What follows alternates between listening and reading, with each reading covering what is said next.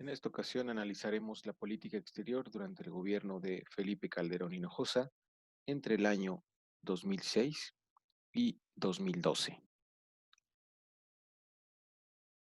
Comenzaremos entonces con el análisis de los factores internos más importantes a lo largo de esta administración. Destaca en primer lugar la situación derivada de las elecciones presidenciales de julio de 2006. Esas elecciones, que fueron el cierre de un proceso electoral muy competido y controvertido, con acusaciones por parte de la oposición acerca de la injerencia que tuvo el entonces presidente Vicente Fox a favor del candidato del PAN, Felipe Calderón Hinojosa, y que también estuvo marcada esa campaña por la denominada guerra sucia en contra del principal candidato opositor, Andrés Manuel López Obrador, quien a pesar de aparecer como favorito en la mayoría de las encuestas, incluso algunos días antes de la elección, después de la misma resultó ser el segundo lugar detrás de el ganador virtual Felipe Calderón Hinojosa. El triunfo de Calderón fue avalado por el entonces Instituto Federal Electoral y el Tribunal Federal Electoral con un margen de 0.56%, cerca de 250,000 votos, lo cual convirtió a las elecciones de 2006 en las más reñidas de la historia político-electoral de México hasta ese momento. Desde los primeros resultados, la oposición señaló que se trataba de un nuevo fraude electoral como el que había ocurrido en 1988. Hubieron un sinfín de manifestaciones, movilizaciones y un plantón que durante un mes se colocó desde el Zócalo de la Ciudad de México a lo largo de toda la Avenida Reforma, esperando un recuento voto por voto, casilla por casilla, mientras que el candidato vencedor se negó a dicho recuento. Un mes después, el Tribunal Electoral le entregó el acta de ganador a Felipe Calderón, sellando con ello lo que para más de la mitad de los electores constituyó una elección controvertida, pero que para el entonces presidente electo resultó ser un triunfo a pesar de lo cerrado de las circunstancias. Este déficit de legitimidad de Felipe Calderón, derivado de las elecciones de julio de 2006, lo acompañaría a lo largo de todo su sexenio y en algunos casos se iría agravando debido a las decisiones que, sobre todo en materia de seguridad, tomaría ya el presidente en funciones. Otro aspecto que hay que destacar fue el escaso crecimiento económico entre el año 2000 y 2006 durante la administración del presidente Vicente Fox y que en promedio tuvo un rendimiento del 2%. Dicha situación también colocaba con un descontento económico de buena parte de la población a la nueva administración encabezada por Calderón. También durante la administración foxista, la pobreza y la desigualdad se habían incrementado a pesar de los distintos programas y apoyos sociales, pero sobre todo derivado del escaso crecimiento económico y de la inexistencia de una reforma fiscal redistributiva. En buena medida, el mal desempeño de la economía durante el sexenio foxista fue lo que permitió el auge de la oposición y el apoyo electoral al principal candidato de esta tendencia política, Andrés Manuel López Obrador. Es importante también hacer notar que a lo largo de los primeros meses del sexenio calderonista, hubieron distintos episodios que marcaban un auge de la conflictividad social en dos frentes, en el ámbito pacífico y a través de movimientos armados. En el caso de la resistencia pacífica, destaca en primer lugar la oposición que desde julio de 2006 y a lo largo de todo el sexenio calderonista va a girar en torno a la figura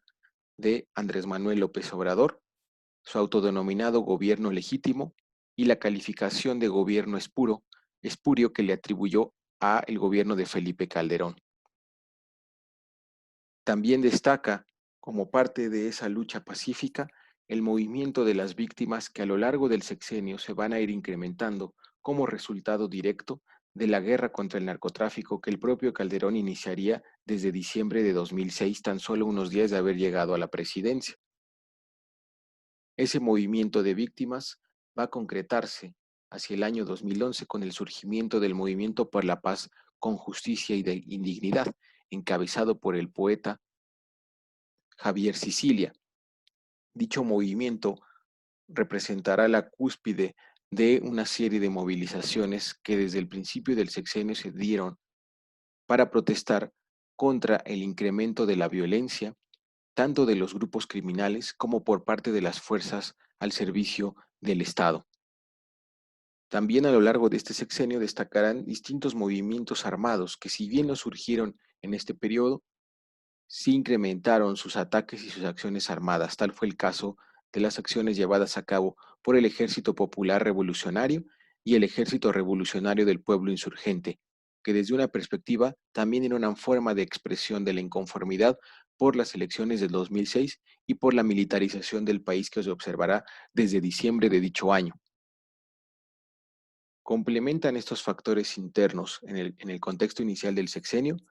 los grupos criminales organizados, sobre todo dedicados al narcotráfico, y la violencia que se derivó de su accionar desde el inicio del operativo Michoacán en diciembre de 2006 y que va a ir escalando año con año, incrementando los asesinatos dolosos, incrementando a las personas desplazadas y también a las personas desaparecidas. A lo largo de la administración encontramos otros acontecimientos internos que es importante reseñar. Señalábamos ya entonces el incremento y recrudecimiento de la violencia a lo largo del territorio nacional, inicialmente en Michoacán, pero posteriormente se va expandiendo a algunos estados vecinos como Guanajuato, como Guerrero y también a la región norte del país, de manera destacada el caso de Chihuahua y Tamaulipas. En 2009, el gobierno de Calderón lanzó el Programa para la Seguridad Nacional, programa que buscaba de alguna manera sintetizar y plantear los elementos más importantes de la estrategia de seguridad a lo largo de la segunda mitad de esta administración. En realidad, ese programa del año 2009 no hizo más que colocar en el papel lo que había sido la esencia de la estrategia calderonista desde el inicio de su administración, es decir, la militarización y paramilitarización del país, tanto con el objetivo de disuadir cualquier intento de fortalecer las protestas derivadas de las elecciones de 2006, pero también en un intento por lograr la legitimidad a través del combate al narcotráfico, lo cual también favoreció el surgimiento de grupos paramilitares que, actuando con distintas denominaciones, incrementaron la violencia del país, pero no lograron erradicar ni debilitar a los grupos criminales. Un factor adicional muy importante serán los efectos de la crisis mundial de 2008-2009 y la consecuente caída de la economía mexicana a raíz de este acontecimiento a nivel internacional, debido sobre todo a la estrecha dependencia que nuestro país tenía con el epicentro de dicha crisis, es decir, los Estados Unidos, y que se agudizaba debido al escaso crecimiento que se había tenido durante el sexenio de Vicente Fox. Se complementan estos factores internos también con la desaparición de dos compañías emblemáticas. Hablamos de la desaparición de la Compañía Mexicana de Aviación. La primera compañía era que había existido en nuestro país y la más grande de América Latina desde su creación hasta el año de su desaparición en 2010. Otro hecho muy importante en este sentido será la desaparición de la Compañía de Luz y Fuerza del Centro a través de un decreto promovido por el propio presidente Felipe Calderón. Dicho decreto, dirigido sobre todo a extinguir a esta compañía debido a que constituía la materia laboral del Sindicato Mexicano de Electricistas, significó y se tradujo en un nuevo conflicto social y laboral debido a que más de 40,000 trabajadores que quedaron sin su fuente de empleo, y se atribuía dicha acción del gobierno de Calderón a una consecuencia más de su reforma energética que buscó colocar en manos de empresas privadas, sobre todo extranjeras, la prestación de algunos servicios asociados a la producción y distribución de energía eléctrica en el país. Se cierra esta revisión con la epidemia de influenza H1N1 que se dio justamente en nuestro país en este sexenio y que marcó un desafío adicional y el establecimiento por vez primera de una serie de mecanismos de control social que llevaron a que cerca de 3 semanas el país se paralizara en todas sus actividades a fin de mitigar los efectos de dicha epidemia. No obstante, dicha epidemia generó una serie de problemas sanitarios debido al débil estado de la infraestructura hospitalaria y de salud en general en nuestro país y, por supuesto, también a la pérdida de legitimidad que había dado origen al sexenio de Felipe Calderón, por lo cual para muchos sectores de la población esa epidemia y el manejo que le dio el gobierno federal no eran sino expresiones de la búsqueda de mayor control social y de disuasión del descontento. En esta diapositiva podemos apreciar algunos de los principales indicadores económicos durante este sexenio.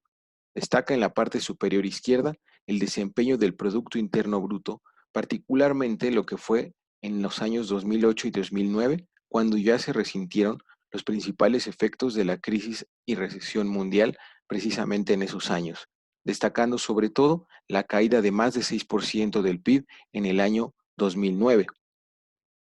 También se incluye en la parte inferior izquierda una gráfica a fin de apreciar la evolución de los precios del petróleo, que también, de la mano de la caída de la economía mundial entre 2008 y 2009, llevó a que el precio del barril de petróleo pasara de $139 a menos de $46 en diciembre de 2008, experimentando una ligera recuperación en los años posteriores. Por supuesto, la caída en los precios e ingresos petroleros del país fueron un factor que contribuyó a la reducción del gasto público, sobre todo en el año 2009 y en los primeros meses del año 2010. Finalmente, en la gráfica del lado derecho podemos apreciar el comportamiento en los ingresos monetarios per cápita, sobre todo para apreciar también la caída tan significativa que se dio en 2008 y entre 2008 y 2010. Esta situación, por supuesto, es un indicador de los efectos no solo económicos, sino también sociales que tendría la crisis de 2008-2009 y que se traduciría en una serie de movilizaciones y de incremento también de la violencia, así como de los esfuerzos del gobierno por mantener la gobernabilidad en el territorio nacional. En esta otra diapositiva podemos apreciar que a pesar de la militarización que vivió el país desde diciembre de 2006 con el inicio del operativo Michoacán, lo cierto es que a lo largo de estos 6 años, los grupos del crimen organizado expandieron su número y su alcance territorial. En el mapa del lado derecho podemos apreciar las zonas de influencia que tuvieron cada uno de los principales grupos del crimen organizado, destacando en la parte oeste del país la influencia del cártel de Sinaloa, mientras que del otro lado, en la región del Golfo, el cártel del Golfo, así como la cada vez mayor presencia de los denominados caballeros templarios, la organización de los Beltrán Leiva y los Zetas en el resto del territorio nacional. Dicha situación fue una consecuencia directa de la militarización en el combate a las drogas que se dio a lo largo de todo este sexenio y que provocaría una de las crisis humanitarias más graves en la historia de este país. En cuanto a los principales factores externos al inicio del sexenio, encontramos en primer lugar los informes de inteligencia de algunas agencias de los Estados Unidos que advertían que México, desde 2005 y a lo largo de 2006, había ido derivando en un estado fallido. Esa situación, por supuesto, era de interés para los Estados Unidos, debido a que parte de la violencia que se estaba empezando a desbordar en el territorio nacional ya afectaba a los estados fronterizos con los Estados Unidos, razón por la cual era importante que el gobierno de ese país se involucrara de manera más directa en la estrategia de seguridad de México. También era notorio que a finales del sexenio de Vicente Fox se habían incrementado y llegado a su punto más alto los flujos migratorios ilegales hacia los Estados Unidos, ello llevando a que, en promedio, se calcula que ocurrían 600,000 intentos de cruces de personas sin documentos desde México hacia los Estados Unidos. Destaca también la citada ya violencia que sobre todo del estado de Chihuahua y el estado de Tamaulipas estaban afectando algunos de los intereses comerciales y económicos de los Estados Unidos en la franja norte del país y en la zona sur de los Estados Unidos. También destaca que durante estos años seguimos en la continuidad de la guerra contra el terrorismo que había iniciado el presidente Bush a partir de los atentados del 11 de septiembre de 2001. Esta situación también significará un incremento de las presiones en el ámbito militar para el combate al terrorismo de nuestro país al inicio del sexenio del presidente Calderón. Como herencia foxista, encontramos también la continuidad de los conflictos con Cuba y con Venezuela, y el consabido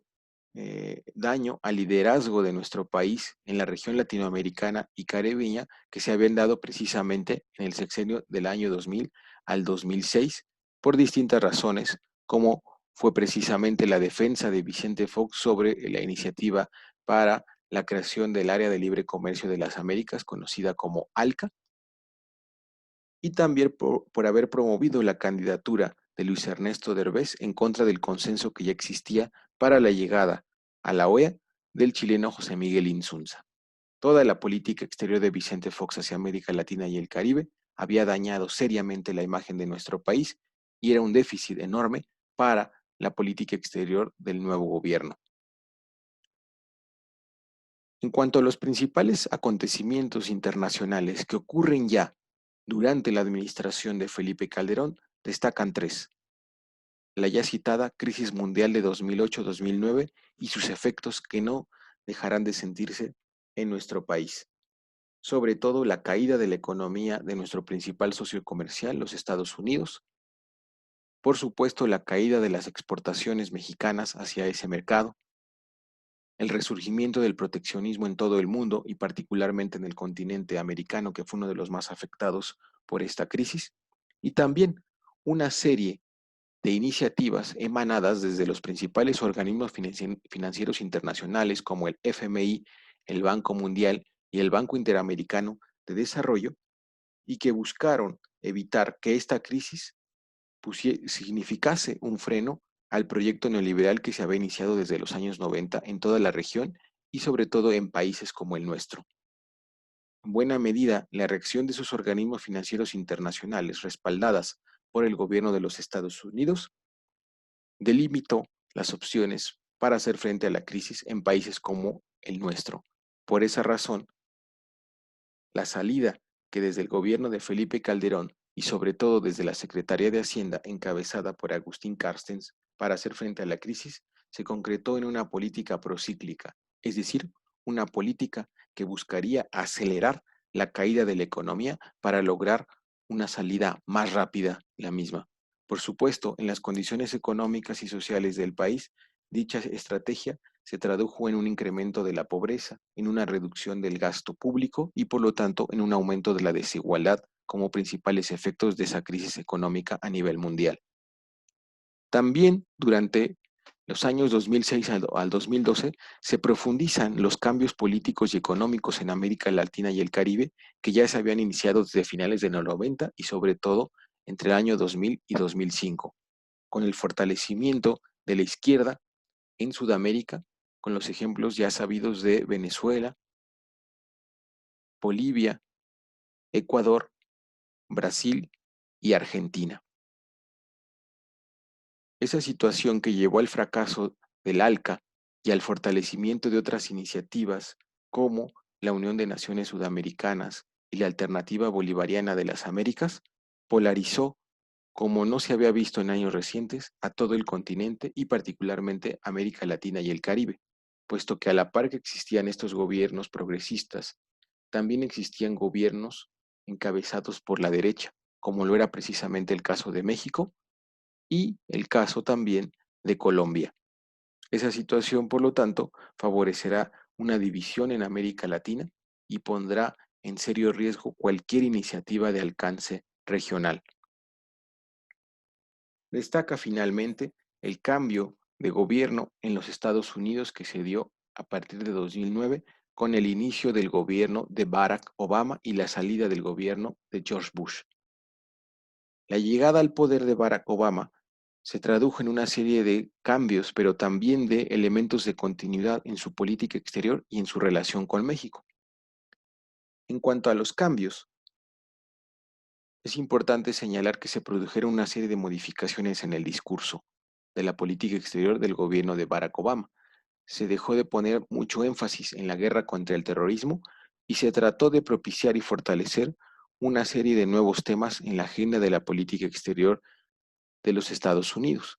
tales como una serie de iniciativas en materia de cambio climático,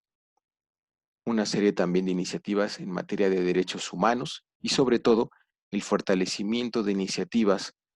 favorables al libre comercio y a la integración regional. En cuanto a los elementos que observamos de continuidad en esta administración de los Estados Unidos, encontramos, por supuesto, el que se le da continuidad a la militarización del combate a las drogas en América Latina y el Caribe, destacando sobre todo el caso de la Iniciativa Mérida, que fue un acuerdo que se negoció entre el gobierno de Calderón y Bush, pero al cual se le dio continuidad durante toda la administración de Barack Obama. También destaca como continuidad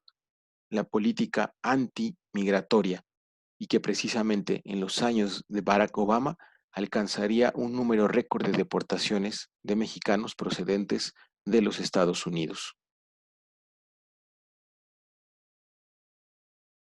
Estos elementos internos y externos que hemos reseñado nos permiten entonces realizar una caracterización de la capacidad hacia el exterior que tuvo el gobierno de Felipe Calderón. Destacan sobre todo los elementos negativos, tales como la referida crisis de legitimidad inicial por las elecciones del año 2006 y el desconocimiento de las mismas por parte de la oposición y de una buena parte de la sociedad mexicana. En segundo lugar, la crisis económica a partir del año 2008 y que reducirá aún más los márgenes de gasto y de posibilidad de interacción de nuestro país hacia el exterior. Y finalmente, pero no por ello menos grave, la crisis de seguridad y violencia que aquejó a nuestro país desde el año 2006 y hasta el año 2012 con un incremento paulatino y sistemático de las víctimas de asesinatos, desapariciones y desplazamiento forzado, así como el fortalecimiento de las principales organizaciones criminales y una cada vez mayor participación e intervención de los Estados Unidos en la política de combate al narcotráfico en nuestro país. Destacan como elementos positivos de la capacidad solamente dos: el reconocimiento y respaldo de los Estados Unidos desde el contexto postelectoral del año 2006 y a lo largo de toda la administración, y por supuesto también por los efectos y beneficios que esperaba obtener,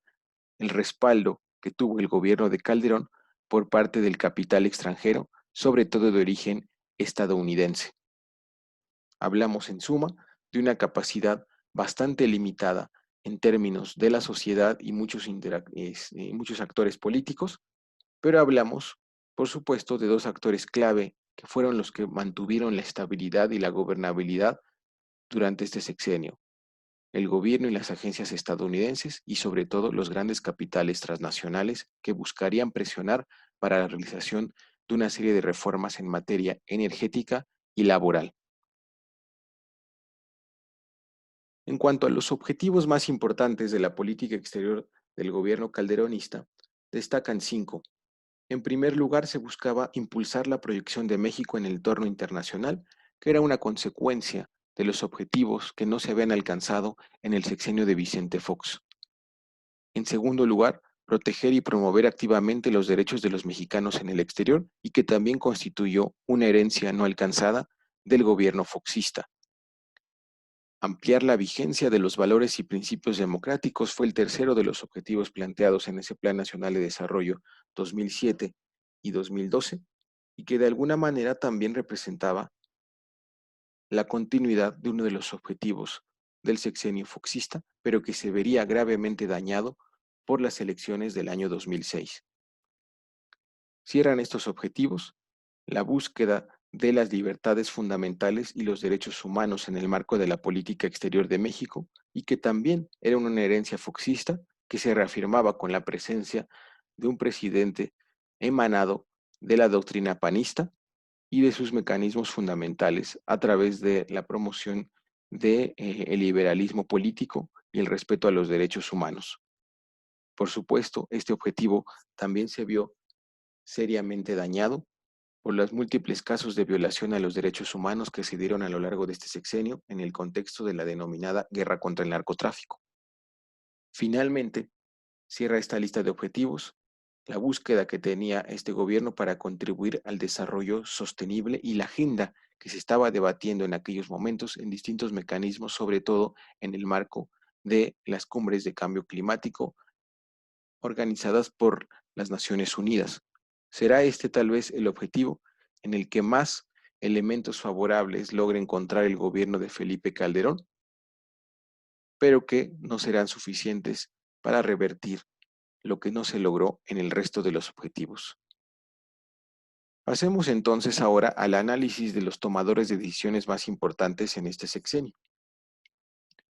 Destaca, por supuesto, la presencia en primer lugar del propio presidente Felipe Calderón, quien se destacó como un promotor de la diplomacia de alto nivel y de la diplomacia directa. Por ello tomó parte en distintas giras, en distintas iniciativas y en distintas reuniones a lo largo de su sexenio. Pensaba que, bajo esta lógica, bajo esta estrategia,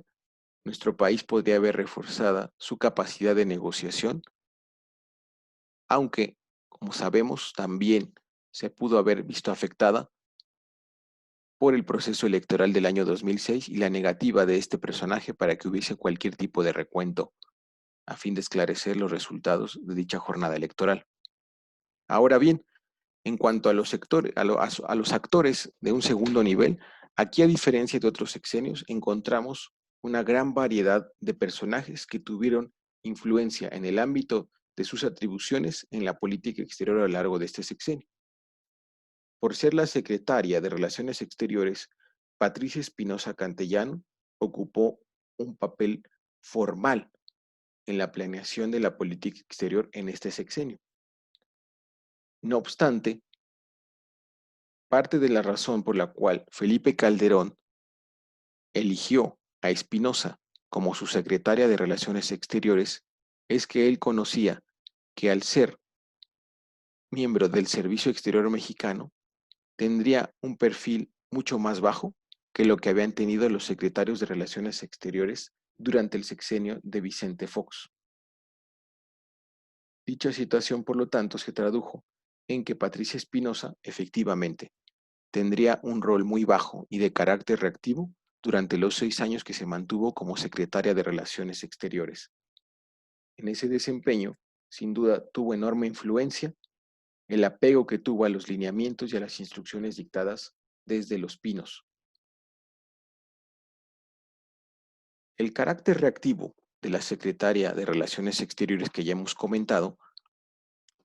contrastó con el protagonismo que tuvieron otros actores estratégicos en la política exterior de Felipe Calderón,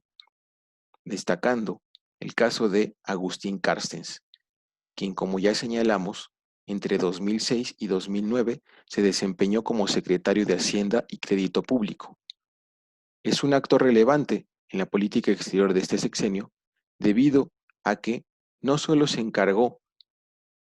de dirigir algunas de las principales negociaciones en materia económica y comercial durante los 3 años que estuvo como secretario de Hacienda, sino sobre todo por el papel que tuvo a lo largo de los meses que duró la crisis del año 2008 y 2009. Carsten se convirtió en un interlocutor muy importante frente al gobierno de los Estados Unidos y sobre todo hacia los organismos financieros internacionales para que abriesen líneas de crédito para nuestro país que le permitieran hacer frente en el marco de esa política procíclica que ya hemos descrito. Fue, por lo tanto, uno de los principales responsables de la duplicación de la deuda externa durante el sexenio de Felipe Calderón. Una vez que él dejó el cargo de secretario de Hacienda, su influencia no sería menor, ya que a partir del año siguiente se convirtió en el gobernador del Banco de México y desde ahí dirigiría la política monetaria y cambiaria del país. El tercer personaje que aparece en esta diapositiva es Genaro García Luna, un personaje que a últimas fechas se ha vuelto el foco de la polémica debido a que fue detenido hace unos meses en los Estados Unidos, en donde actualmente enfrenta un proceso por los cargos de narcotráfico y delincuencia organizada. Genaro García Luna, entre 2006 y 2012, fue el secretario de Seguridad Pública de Felipe Calderón. Por esa razón, y dado que la guerra contra el narcotráfico se convirtió en una prioridad no solo de la política interna, sino de la política exterior de este sexenio, tendría una gran interlocución con el gobierno y con múltiples agencias de los Estados Unidos. Por supuesto, García Luna fue una pieza clave en la negociación y ejecución de la iniciativa Mérida, así como de un conjunto de operativos en el supuesto combate al crimen organizado, pero que sabemos a la fecha también se encargó de establecer una serie de negociaciones con distintos líderes de los principales cárteles del narcotráfico que proliferaron entre el año 2006 y 2012. En cuarto lugar, aparece Eduardo Medina Mora, quien ocupó durante 3 años el cargo de Procurador General de la República. Este personaje, como parte del gabinete de seguridad de Felipe Calderón, también fue relevante en la toma de decisiones de la política exterior, ya que compartió la agenda de seguridad con los Estados Unidos, que protagonizó el ya citado personaje Genaro García Luna. Medina Mora tuvo, y hoy lo sabemos gracias a la desclasificación de distintos archivos de los Estados Unidos, tuvo un papel central en los operativos de trasiego de armas que se introdujeron desde los Estados Unidos a la frontera con México en el marco del operativo conocido como Rápido y Furioso. Según los informes y los documentos que hoy en día se conocen, Medina Mora tuvo conocimiento desde el primer momento en que esas armas entraron a territorio mexicano de dicha situación, la cual a lo largo de todo este sexenio e incluso en el siguiente, cuando fungió parcialmente como embajador de México ante los Estados Unidos, él negó sistemáticamente haber tenido conocimiento. No obstante, los documentos que se han desclasificado recientemente afirman lo contrario y se señala que Eduardo Medina Mora, como Procurador General de la República entre 2006 y 2009, estuvo al tanto de ese operativo que buscaba rastrear la ruta de las armas desde Estados Unidos hacia nuestro país, pero que obviamente al entrar en territorio nacional no fueron rastreadas, no fueron seguidas, hasta que con una de esas armas se asesinó a un agente estadounidense. Fue cuando todo este caso se destapó y apareció entonces el nombre de Eduardo Medina Mora. En quinto lugar aparece el secretario de la Marina, el general Francisco Sáenz. Sáenz, junto con el personaje que aparece del lado derecho, el general Guillermo Galván Galván, secretario de la Defensa, fue un actor también importante en la política exterior de este sexenio, debido a que estas dos instancias, la Marina y la Secretaría de Defensa, protagonizaron en buena medida la lucha contra el narcotráfico que se emprendió desde Los Pinos a partir de diciembre del año 2006. La Secretaría de Marina y la Secretaría de Defensa se convirtieron en los brazos ejecutores de los operativos planeados de manera conjunta entre las autoridades de México y las autoridades de los Estados Unidos y se encargarían cada una en distintas regiones y en distintos momentos de llevar a cabo algunas acciones encaminadas a detener y asesinar a distintos líderes del narcotráfico, pero también a militarizar el país a fin de garantizar la estabilidad para el presidente en turno, pero sobre todo también para los principales inversionistas y capitales en nuestro país. Cierra esta lista de actores influyentes en la toma de decisiones durante este sexenio el embajador de los Estados Unidos, Carlos Pascual. Este personaje llegó a nuestro país procedente de Ucrania. Ese paso por Ucrania es importante mencionarlo, ya que precisamente él había sido enviado a ese país europeo debido a la trayectoria y los conocimientos que él había desarrollado en los Estados Unidos en materia de fortalecimiento de estados fallidos o estados debilitados. Su nombramiento, por lo tanto, se consideró como un mensaje de la Casa Blanca debido a las múltiples advertencias que ya existían desde 2005 y 2006 de que México era un estado fallido y eso estaba poniendo en serio riesgo los intereses estratégicos de los Estados Unidos en nuestro país. A pesar de sus antecedentes, el gobierno mexicano otorgó el beneplácito tras el nombramiento de este personaje. No obstante, su polémico paso por nuestro país estaría marcado no solo por esos antecedentes, sino también a que apareció en varios de los cables diplomáticos entre los Estados Unidos y México y que fueron revelados en el contexto de la revelación de miles de cables diplomáticos en todo el mundo realizada por Wikileaks. En esos cables revelados por Wikileaks relacionados directamente con la gestión de Pascual como embajador en México, quedó demostrado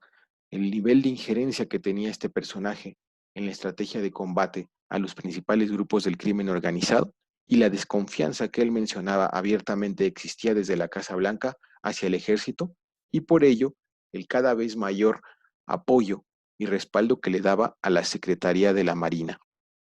Cuando se reveló el contenido de estos cables,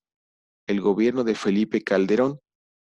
cerró la puerta y la interlocución con el embajador Pascual, por lo cual él saldría de su puesto enmarcado por una gran polémica y por el consabido intervencionismo que había ejercido no solamente él, sino en buena medida los distintos embajadores de los Estados Unidos. La diferencia es que en otros casos no se habían conocido esos cables,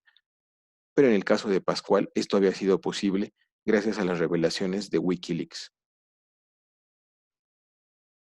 Pasando entonces ahora a la fase de ejecución, por supuesto destacan las acciones hacia los Estados Unidos que se convirtieron en el ámbito más importante para la política exterior de Felipe Calderón.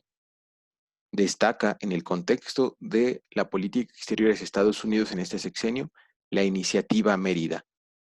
Este plan conjunto entre Estados Unidos y México, que fue negociado durante todavía la última parte del gobierno de Bush y el inicio del gobierno de Calderón, pero que en buena medida ya le tocaría al gobierno de Barack Obama ejecutar del lado estadounidense. Había sobre todo tres pilares de esta iniciativa Mérida en su fase inicial: el equipamiento y entrenamiento de las fuerzas militares, navales y policiales de el país, debido a que, según el diagnóstico de los Estados Unidos, todas estas fuerzas carecían de las capacidades y de las habilidades para hacer frente a la militarización de la lucha contra las drogas. También se buscó hacer un combate frontal a las organizaciones criminales conocidas como cárteles del narcotráfico, es decir, disputar territorios a través de una mayor capacidad de fuego por parte de las distintas instancias del gobierno mexicano y el equipamiento que ya señalamos recibirían por parte de distintas agencias de los Estados Unidos. Un tercer pilar lo constituyó el llamado Institution Building, es decir, el fortalecimiento institucional del Estado mexicano a fin de ofrecer las distintas capacidades, tanto judiciales como administrativas, que permitieran recibir información de inteligencia, procesarla y ejecutarla según los intereses del combate a las principales organizaciones delincuenciales, en el marco precisamente de este fortalecimiento institucional y judicial. Tuvo lugar el inicio de una amplia reforma penal en nuestro país y que gradualmente ha constituido uno de los elementos más controvertidos que hasta la actualidad aqueja al sistema de impartición de justicia en México. Se calcula que entre el año 2008 al 2012, los Estados Unidos entregaron recursos a México por más de 1.200 millones de dólares en el marco de la iniciativa Mérida, lo cual, si bien no significó un monto suficiente para hacer frente a las principales organizaciones criminales, significó sobre todo un mecanismo de injerencia en la toma de decisiones y en la información sensible por parte del gobierno mexicano en el marco de la llamada guerra contra el narcotráfico. En esta tabla se desglosan por año entre 2008 y 2012 los recursos enviados a nuestro país. Destaca como el año más importante precisamente el primero, el año 2008, todavía durante la administración de George Bush Jr. No obstante, observamos que a lo largo de todos estos años del sexenio de Felipe Calderón se mantuvo una serie de recursos constantes y que rondaban entonces esos 1.900 millones de dólares, aunque lo cierto es que buena parte de estos recursos nunca fueron totalmente clarificados, sino hasta después del término del gobierno de Felipe Calderón. ¿Cuáles fueron los resultados más importantes de esta polémica iniciativa Mérida? Que es importante mencionar, fue un acuerdo ejecutivo, dado que no pasó ni por el Congreso de los Estados Unidos ni por el Senado mexicano, dado que muy previsiblemente habría sufrido una serie de transformaciones o de cambios que hubiesen impedido la aplicación tal y como había sido concebida en el año 2007. Los resultados más importantes los dividimos en tres: promoción y recrudecimiento de la inestabilidad al interior del territorio mexicano, es decir, lejos de traer la paz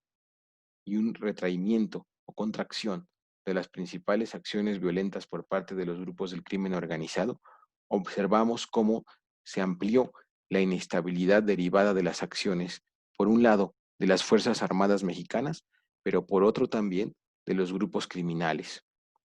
En segundo lugar, destaca también que la iniciativa Mérida propició un contexto favorable a la militarización y paramilitarización del territorio, así como la criminalización de la protesta social, que era uno de los objetivos que se persiguieron desde el año 2006 debido a la crisis política de la cual emanó el gobierno de Felipe Calderón. Precisamente, un país militarizado, violentado y en donde la sociedad no puede ejercer su derecho a la manifestación debido a la presencia tanto de grupos militares como de grupos paramilitares, constituyó el escenario idóneo para que el gobierno de los Estados Unidos y sus múltiples agencias tuviesen la puerta libre para actuar en territorio nacional. Esta situación, que derivó en una serie de elementos que más adelante señalaremos, puede ser caracterizada como la reimperialización de las relaciones México-Estados Unidos, pero ya no ahora en materia económica como había ocurrido gracias al Telecán desde el año 1994, sino ahora en materia de seguridad y combate al narcotráfico en el contexto de la denominada Iniciativa Mérida. Finalmente, la última fase de los resultados de esta iniciativa sería la estabilización, entre comillas, de nuestro país, pero en un contexto que resultaba conveniente tanto para las élites o la clase reinante de los Estados Unidos como para la clase reinante de nuestro país. Es decir, tanto el gobierno de los Estados Unidos y sus distintas agencias, como el gobierno de México y los intereses que la sustentaron, resultaron favorecidos por este conjunto de resultados que se dieron en el marco de la iniciativa Mérida, porque por un lado disminuyeron la actividad de los grupos opositores, tanto en el plano político como en el plano social, pero también favorecieron la profundización de una serie de iniciativas de corte neoliberal que favorecieron, por lo tanto, la acumulación y reproducción del capital en nuestro territorio, pero favorablemente sobre todo a las inversiones de origen estadounidense. Otras acciones que se dieron en el contexto de la iniciativa Mérida y de la guerra contra el narco fueron las siguientes. Destaca, como ya habíamos mencionado, el conocido operativo Rápido y Furioso, que entre los años 2009 y 2011 se calcula que favoreció la entrada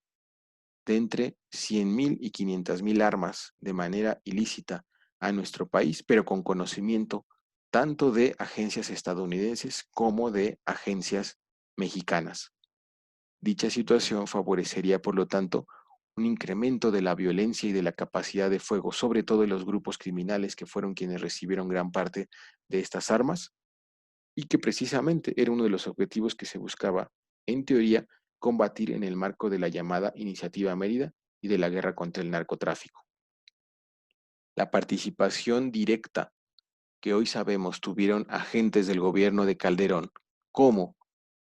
Eduardo Medina Mora, entonces Procurador General de la República, y algunos otros miembros del CISEN, la Secretaría de Gobernación, así como de la Secretaría de Seguridad Pública, permiten afirmar que entonces este operativo rápido y furioso era parte de una estrategia conjunta entre México y los Estados Unidos,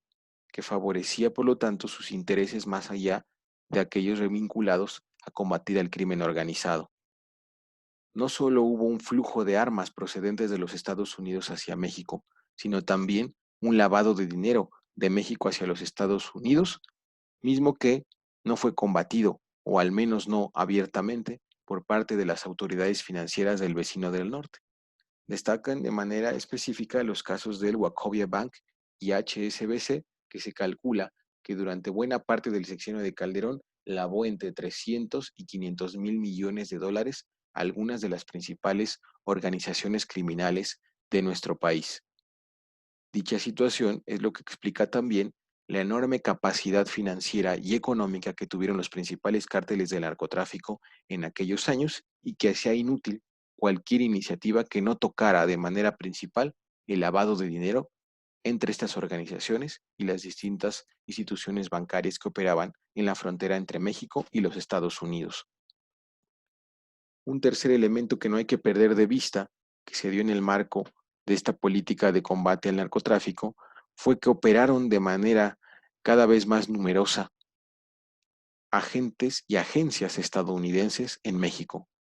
destacando los casos del agente Zapata, que precisamente fue un agente encubierto que fue atacado en una carretera del norte del país y que resultaría asesinado con una de las armas que había entrado en el contexto del operativo Rápido y Furioso. Cuando las investigaciones por el asesinato de este agente ocurrido en territorio mexicano llegaron a los Estados Unidos y al Congreso, fue cuando se destapó este operativo y que costó, entre otras, la salida del el procurador del gobierno de Barack Obama y una serie de sanciones e investigaciones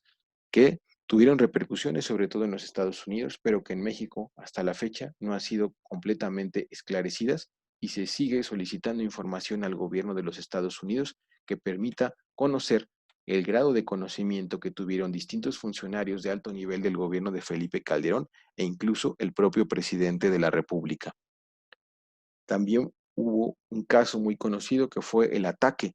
de un grupo criminal a unos agentes encubiertos estadounidenses en la carretera de Tres Marías.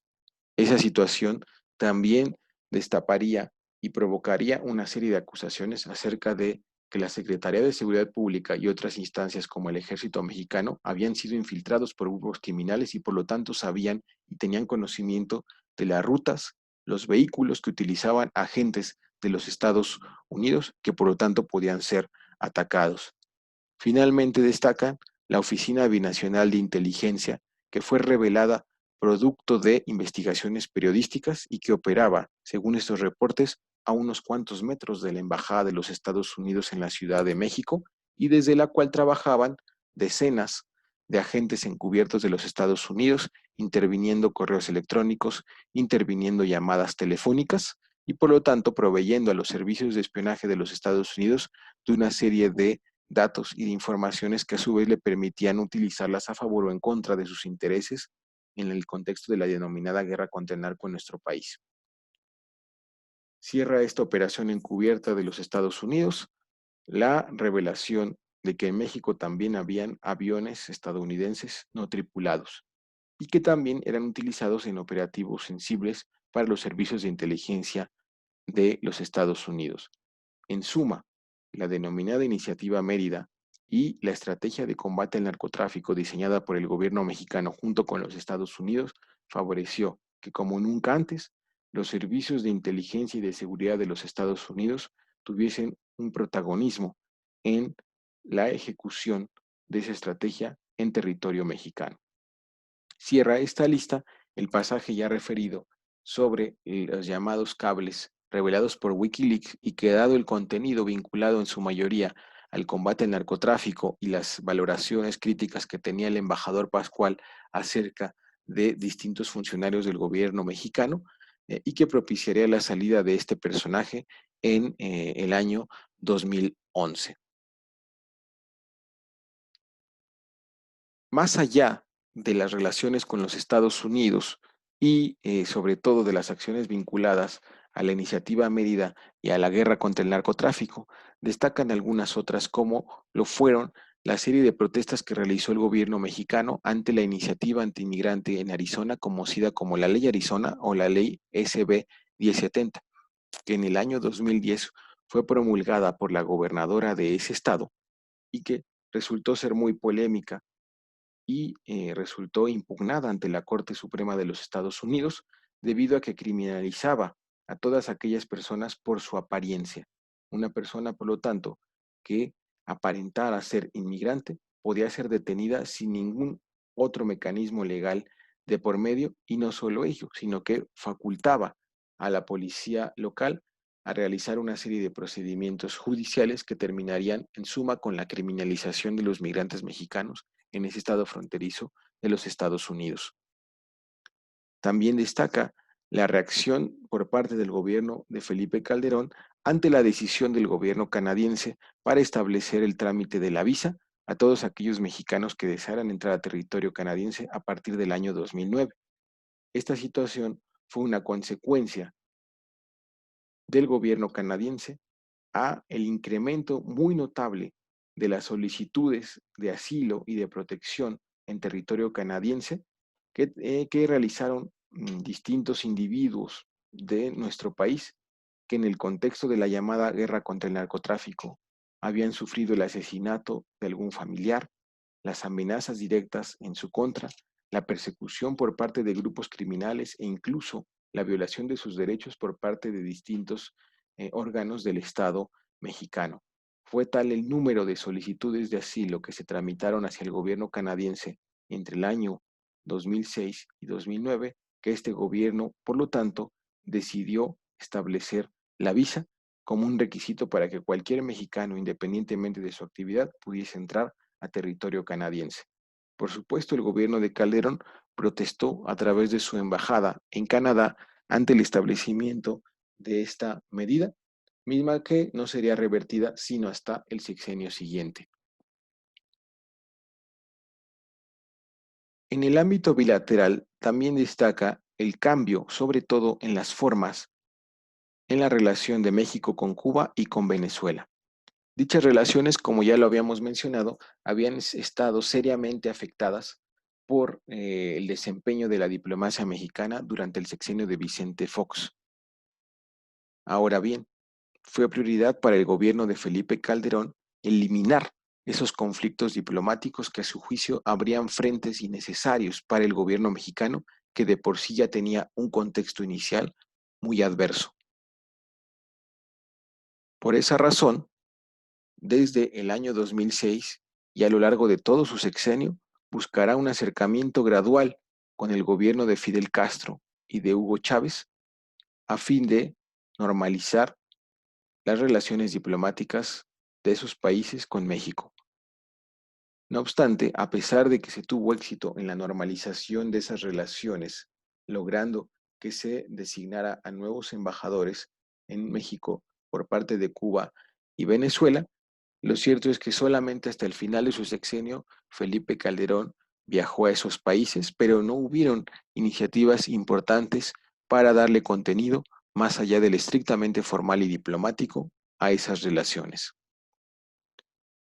Tal vez una de las acciones más destacadas en el ámbito bilateral de Calderón en América Latina durante su sexenio fue la postura que asumió su gobierno tras el golpe de Estado en contra del presidente Manuel Zelaya en el año 2009. Este golpe de Estado en este país centroamericano propició La movilización diplomática a través del denominado Grupo de Río por parte del gobierno de Felipe Calderón, quien también ordenó el retiro del embajador de México de Honduras como un mecanismo de presión a fin de propiciar el regreso a la normalidad constitucional en este país centroamericano. Incluso el gobierno de Felipe Calderón acogió en territorio nacional a el presidente depuesto, Manuel Zelaya, pero la relación con este personaje se enfrió debido a que durante la estancia de Zelaya en México realizó algunas declaraciones favorables hacia Andrés Manuel López Obrador. A pesar de las múltiples gestiones del gobierno de Felipe Calderón en el marco de distintos mecanismos multilaterales como la OEA y el Grupo de Río, lo cierto es que la solución gradual a este conflicto en Honduras se dio gracias a las iniciativas de otros países, sobre todo sudamericanos. Destaca también en el plano bilateral el conflicto entre Francia y México, derivado del caso de Florence Cassés, una ciudadana de origen francés que fue detenida en un operativo realizado por la Policía Federal en la supuesta captura de un grupo y una banda de secuestradores en la Ciudad de México. A esta ciudadana francesa se le acusó de ser no solo la pareja sentimental del supuesto líder de esa banda de secuestradores conocida como los Zodiaco, Israel Vallarta, sino también de ser una pieza clave en dicha organización criminal que estaba detrás del secuestro de algunos destacados integrantes de la comunidad judía en nuestro país, particularmente en la Ciudad de México, así como de algunos empresarios. Este caso derivó en un conflicto debido a que desde el inicio del mismo, el proceso judicial estuvo plagado de irregularidades. Decimos que desde el principio del mismo, este caso fue irregular debido a que la supuesta detención de Florence y de su pareja sentimental, ambos líderes de esa supuesta banda conocida como los Zodiaco, fue transmitida en vivo en el noticiero estelar de la mañana en Televisa. Esa supuesta detención que se dio en vivo se demostraría años más tarde, debido a testimonios, indagatorias y declaraciones, que había sido en realidad simulada, puesto que la detención había ocurrido un día antes, pero se había recreado con fines periodísticos la mañana del día siguiente. Por supuesto, esta recreación viciaba de origen las acusaciones del gobierno mexicano y su Policía Federal, al frente de la cual se encontraba el secretario de Seguridad Pública, Genaro García Luna, y propició, por lo tanto, que se impugnara en distintas cortes hasta llegar al máximo tribunal del país, la Suprema Corte de Justicia de la Nación, y el gobierno francés se encargaría de hacer del caso Cassés un caso de Estado por parte de Francia hacia México. Por supuesto, el gobierno de Felipe Calderón se negó a reconocer las deficiencias en el debido proceso en contra de esta ciudadana francesa. Apeló las múltiples resoluciones de distintos tribunales e incluso, sabemos hoy, presionó a los miembros, a los magistrados de la Suprema Corte de Justicia de la Nación para que no otorgaran un amparo que propiciara entonces la liberación de Florence Cassés. Esta situación derivó en un deterioro muy significativo de las relaciones bilaterales entre México y Francia, al punto que se suspendió el año de México en Francia, que precisamente era parte de un proyecto que se había gestado desde años atrás y que fortalecería la relación entre México y este país europeo. El estado deteriorado de la relación diplomática entre México y Francia se mantuvo hasta el final del sexenio de Felipe Calderón, y no sería sino hasta el inicio del siguiente gobierno que el caso Cassés sería resuelto por la Suprema Corte de Justicia, quien ordenó su liberación ante las múltiples irregularidades que se observaron a lo largo de todo este caso y de las cuales era en buena medida responsable el secretario de Seguridad Pública, de Felipe Calderón, Genaro García Luna. Todo este caso quedó documentado recientemente en una novela que se conoce como una novela criminal escrita por Jorge Volpi, en donde se detalla de manera cronológica y muy bien documentada todo el conjunto de irregularidades que llevaron a la excarcelación de esta ciudadana francesa y a uno de los peores momentos en la relación diplomática entre México y Francia. En el ámbito multilateral destacan, en el caso de la ONU, la participación activa que tuvo el gobierno de Felipe Calderón en el marco de las discusiones sobre cambio climático y las distintas cumbres que se realizaron entre el año 2006 y el año 2012. También destaca en el ámbito de Naciones Unidas la cuarta ocasión en que México ocupó un espacio como miembro no permanente del Consejo de Seguridad para el bienio 2009-2010. Lo cierto es que también debido a la polémica que se desató en el sexenio anterior con la tercera participación de México y que ya hemos relatado con motivo sobre todo de las discusiones en torno a la invasión a Irak y la presencia del embajador Adolfo Aguilar Sincer, lo cierto es que la participación de México entre 2009 y 2010 fue muy diferente en cuanto a el énfasis, a la importancia que le dio el gobierno mexicano y la Secretaría de Relaciones Exteriores a esta participación. Si bien México destacó en algunas discusiones, sobre todo en lo concerniente al conflicto entre Estados Unidos e Irán por el acuerdo nuclear que se estaba preparando entre estas partes, lo cierto es que en realidad fue una participación mucho más discreta y reactiva en comparación con la que había tenido lugar en el año 2002-2003. En América Latina destacan tres acciones: la promoción que dio México a la conformación de la Comunidad de Estados Latinoamericanos y Caribeños a partir del año 2011 y que nació con la intención de construir un foro diplomático en el cual no tuviese participación Estados Unidos ni Canadá y que por lo tanto favoreciera una serie de iniciativas y de encuentros en una región cada vez más dividida por la presencia de gobiernos tanto de izquierda como de derecha. En el plano comercial destaca también la participación del gobierno de Calderón en la conformación de la denominada Alianza del Pacífico, conformada por México, Chile, Perú y Colombia. No solo había una coincidencia en términos ideológicos entre los gobiernos de estas cuatro naciones, sino también había un interés por profundizar las relaciones económicas y diplomáticas y que se oponían de alguna manera al conjunto de iniciativas que estaban proliferando entre otros países gobernados por la izquierda latinoamericana, tales como la Unión de Naciones Sudamericanas y también la conocida como Alternativa Bolivariana de las Américas, encabezada por el gobierno venezolano. Finalmente, en el ámbito multilateral latinoamericano y específicamente en este caso centroamericano, destaca la continuidad del denominado Plan Puebla-Panamá, que durante este sexenio cambió de nombre para convertirse en el proyecto Mesoamérica, pero que al igual que el sexenio anterior, careció de los recursos suficientes, sobre todo después de la crisis 2008-2009, por lo cual prácticamente quedó solo como una iniciativa en el papel, pero que no logró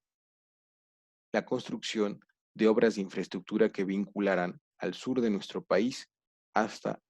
el resto de Centroamérica. Finalmente, en la región Asia-Pacífico, destaca la participación de nuestro país en el inicio de las negociaciones para el denominado Acuerdo de Asociación Transpacífico, que finalmente comenzaron en el año 2012 y que continuarían en los años posteriores. Este acuerdo, el más ambicioso hasta ese momento en la región de Asia-Pacífico, estaría conformado por 12 países, encabezados del lado americano por Estados Unidos y del lado del Pacífico por Japón, y buscaba ser también una iniciativa de carácter geopolítico para limitar o reducir la expansión y la importancia comercial que ya para ese momento tenía China en la región del Pacífico, tanto asiático como americano. Por lo tanto, el Acuerdo Transpacífico concordaba con la perspectiva comercial que hacia el exterior tenía el gobierno de Calderón, por lo cual nuestro país se sumó desde el año 2012 a ese proceso de negociaciones. En cuanto a las estrategias que podemos apreciar derivadas de algunas de las acciones que hemos relatado, destacan las siguientes: la diplomacia directa con los Estados Unidos y los acuerdos ejecutivos, destacando, por supuesto, la participación de Felipe Calderón en distintas reuniones, tanto con el presidente Bush como con el presidente Obama, y en el marco de los acuerdos ejecutivos, en el cual destaca, por supuesto, la iniciativa Mérida. Era una forma, por lo tanto, de librar la participación del poder legislativo en ambos países, sobre todo en México, debido a que este se encontraba dividido, producto de las elecciones presidenciales del año 2006, ¿sí? Y también era una forma de abreviar los procesos administrativos y acelerar, por lo tanto, la ejecución de dichas iniciativas. Señalamos también que la secretaria de Relaciones Exteriores tuvo un bajo perfil, lo cual sobre todo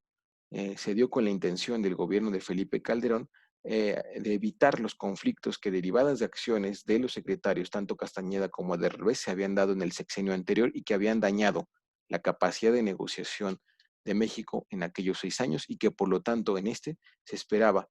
que al no haber conflictos ni actos protagonistas por parte de la Secretaría de Relaciones Exteriores, favorecerían o al menos no deteriorarían la capacidad de negociación de nuestro país hacia el exterior. Muy vinculada a esta estrategia estaría la otra, que es decir, evitar conflictos diplomáticos con América Latina y el Caribe, sobre todo con esos países gobernados por esa nueva izquierda latinoamericana, particularmente el caso de Venezuela.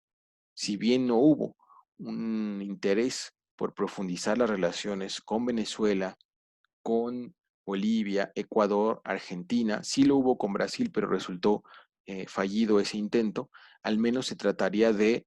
reducir y cerrar ese frente diplomático para Felipe Calderón, por lo cual se encargó de promover un discurso latinoamericanista. Incluso como presidente electo realizó una gira por esa región del mundo, pero en los hechos eso no se tradujo en mayores recursos o en iniciativas propias desde nuestro país para fortalecer su relación con América Latina y el Caribe. Destaca en cuarto lugar otra estrategia: el uso del tema medioambiental como un tema de interés y liderazgo internacional. El gobierno de Felipe Calderón observó que este tema se volvía cada vez de la mayor importancia para la diplomacia internacional. Por esa razón participó de manera activa, incluso organizando algunas de las principales reuniones en materia de cambio climático en aquellos años, puesto que se pensaba que ese tema permitiría que nuestro país recuperase parte del protagonismo que alguna vez había tenido en el ámbito de las negociaciones internacionales. Y en este caso podemos señalar que fue una estrategia que le abrió algunas puertas en el ámbito multilateral, pero eso no fue suficiente para avanzar la agenda integral de la política exterior de nuestro país. Finalmente, también destaca la política coercitiva como elemento de legitimidad, es decir, esa política que favoreció la militarización de problemas como el narcotráfico y la delincuencia organizada y que, como señalamos, fue una iniciativa que surgió en el plano interno desde diciembre de 2006, pero que se mantendría a lo largo de todo este sexenio y se fortalecería a través de la política exterior en la relación con los Estados Unidos a través de mecanismos como la iniciativa Mérida, el operativo Rápido y Furioso, así como algunas otras acciones estratégicas en el marco de esta creciente militarización en el plano interno. Se buscó, por lo tanto, reforzar a través de la política exterior la política coercitiva y esta a su vez buscaba recuperar la legitimidad que en buena medida no se había obtenido o no se había ganado en las urnas en el año de 2006. Llegamos, por lo tanto, a la evaluación de la política exterior del segundo gobierno panista. En términos generales, hemos reiterado que junto con la política interna, el conjunto de acciones de la política exterior de Calderón pueden calificarse en primera instancia como limitadas y reactivas, es decir, de bajo perfil, sobre todo en comparación con la primera administración panista. Este carácter limitado y reactivo obedeció en buena medida a los elementos que ya describimos en su momento del contexto inicial, sobre todo los resultantes de la elección del año 2006, así como también los principales acontecimientos internacionales durante su gobierno, sobre todo aquellos ocurridos en los Estados Unidos, tanto en materia política como la crisis del año 2008-2009. Si evaluamos la política exterior de sexenio a partir de los objetivos, podemos señalar que estos no se consiguieron en la mayoría de los casos. Lejos de conseguirse, la posición de México a nivel internacional se vio seriamente dañada. Y aunque logró salir de algunos de los conflictos de su antecesor, sobre todo con Cuba y Venezuela, lo cierto es que México estuvo muy lejos de recuperar el liderazgo que en algunos casos se llegó a mencionar como una prioridad de la política exterior de Felipe Calderón en América Latina y en algunas otras regiones, y sobre todo las crisis internas en materia económica, en materia política y sobre todo en materia humanitaria derivada de la mal llamada guerra contra el narcotráfico, dañaron profundamente la imagen y la perspectiva que se tenía de México desde el exterior. Si comparamos los resultados con el interés nacional, es decir, ese interés de la clase dominante, aquí podemos realizar entonces una evaluación ambivalente o ambigua, ¿sí? Es decir, el hecho de que la política exterior, sobre todo en la relación con Estados Unidos, fortaleció la débil posición inicial de Calderón y por lo tanto su llegada al poder, podemos señalar que en ese sentido resultó exitosa.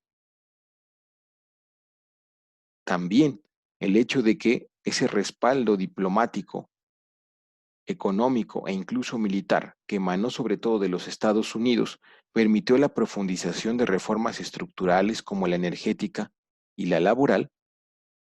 y también permitió mantener contenidos algunos de los principales movimientos, tanto pacíficos como armados, que se fortalecieron o surgieron en este sexenio.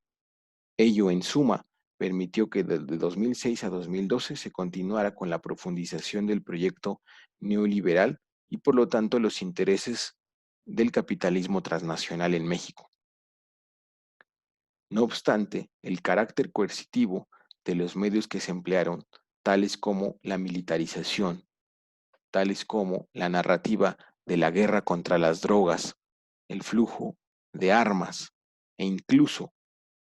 la presencia mayoritaria de las Fuerzas Armadas en lugares y espacios estratégicos del territorio nacional, ¿sí?, así como la mayor subordinación a los Estados Unidos, complementada con la crisis de 2008, terminarían por afectar gravemente el proyecto gubernamental de Felipe Calderón y terminarían, por lo tanto, propiciando el deterioro de su opción político-electoral para el año 2012 y por lo tanto el término de la estancia en el poder del Partido Acción Nacional y por lo tanto prepararían el terreno para la llegada de una nueva clase reinante a partir de las elecciones del año 2012. Lo que se buscaría entonces es que esa clase reinante, que muy previsiblemente terminaría por sustituir al PAN, no fuese una opción de oposición que echara por tierra buena parte de las acciones que en materia de política interna y de política exterior había llevado a cabo el gobierno de Felipe Calderón.